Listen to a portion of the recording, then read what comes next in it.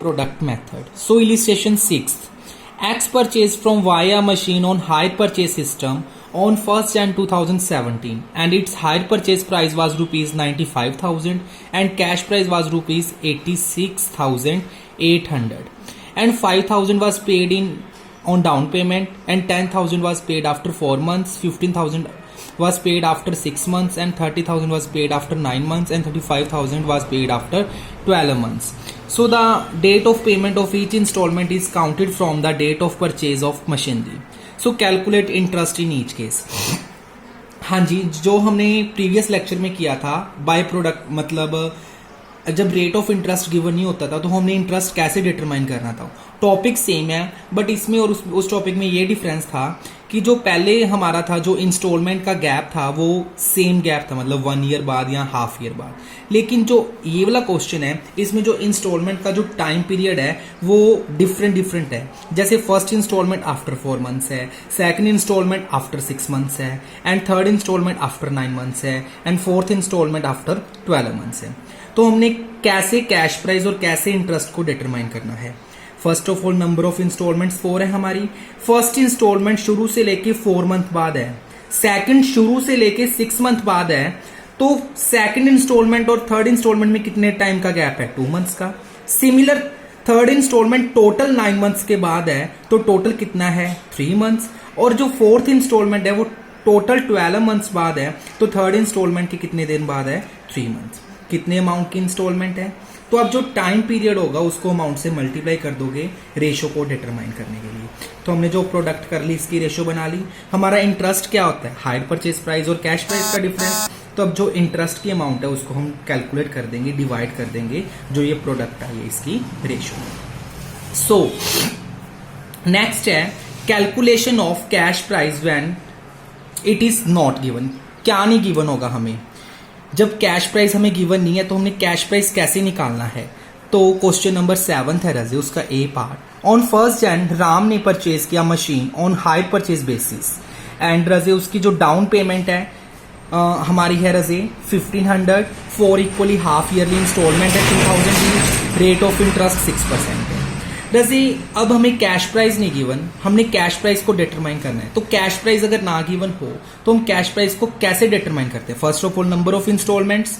Instalment half yearly है और जो रेट ऑफ इंटरेस्ट है वो हमें 6% पर एनम दिया हुआ है और इंस्टॉलमेंट्स की अमाउंट कितनी है? 2000 2000 2000 2000.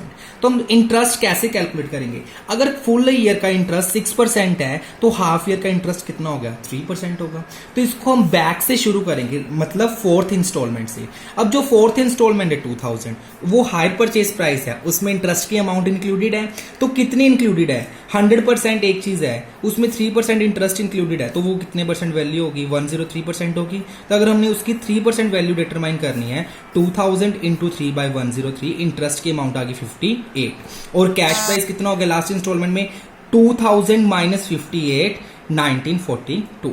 अब जो ये 1942 है इसको हम थर्ड इंस्टॉलमेंट में ऐड कर देंगे.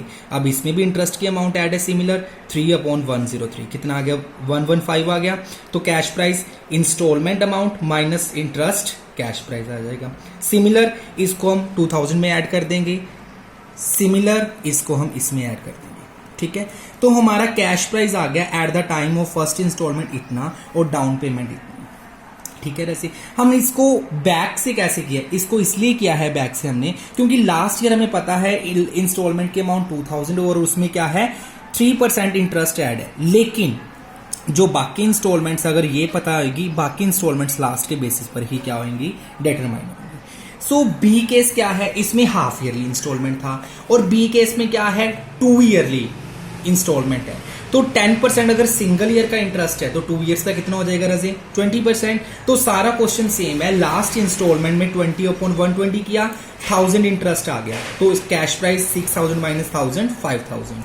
Similarly 5000 plus 7 12000 20/120 interest. सिमिलर सारा क्वेश्चन है.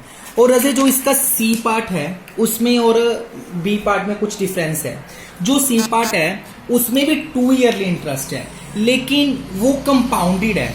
जो बी पार्ट उसमें क्या बोला था कि जो इंटरेस्ट है वो 2 इयर्स के बाद ही लगता है, लेकिन जो सी पार्ट है उसमें स्पेशली बोला हुआ है जो इंटरेस्ट है वो ईयरली रेस्ट है। ईयरली मतलब हर साल बाद। मान लो हमने प्रिंसिपल अमाउंट है फर्स्ट ईयर हमने 100 रुपीज इन्वेस्ट की, 10% इंटरेस्ट है तो 10 रुपीज हमें मिल जाएंगे रजी।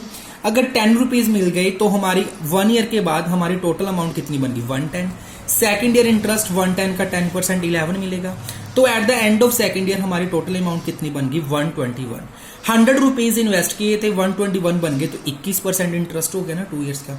तो सारा क्वेश्चन एज इट इज आपने 21/121 करना है। पिछला क्वेश्चन भी एज इट इज था, लेकिन दोनों में डिफरेंस ये है वहां पे जो इंटरेस्ट है वो 2 ईयरली रेस्ट था, यहाँ पे 1 ईयरली रेस्ट। 1 ईयरली रेस्ट मतलब कंपाउंडेड इंटरेस्ट है, वहां पे कंपाउंडेड नहीं था। एंड रज इलिस्ट्रेशन 10th। इलिस्ट्रेशन 10th क्या है, इसमें हमें प्रिंसिपल की अमाउंट, कैश प्राइस और इंटरेस्ट गिवन ही है। So Messrs India Motor Limited sells scooters on the hire purchase system. The term of payment for the sale of scooter was ₹1000 on delivery, 1040 at the end of first year, 960 at the end of second year, and 880 at the end of third year.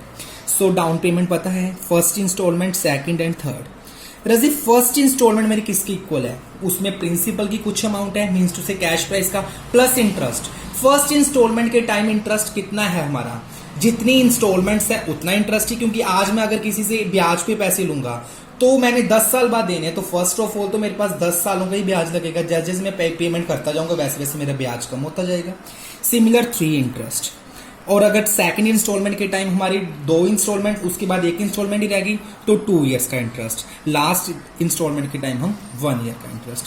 तो रजी किसी भी 2 equations को solve कर लिया मैंने, आई की value determine कर ली, कितनी आ गई 80 रुपीज।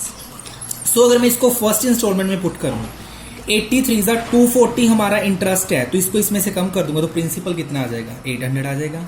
तो उसी को मैं क्या है सभी इंस्टॉलमेंट्स में अगर डिटरमाइन करूं, इंस्टॉलमेंट की अमाउंट, इंटरेस्ट की अमाउंट, 3 into 80, 2 into 80, 1 into 80, तो इसमें से इसको डिडक्ट कर दूंगा तो मेरे पास क्या आ जाएगा रजी कैश प्राइस। ठीक है, ओके, थैंक यू।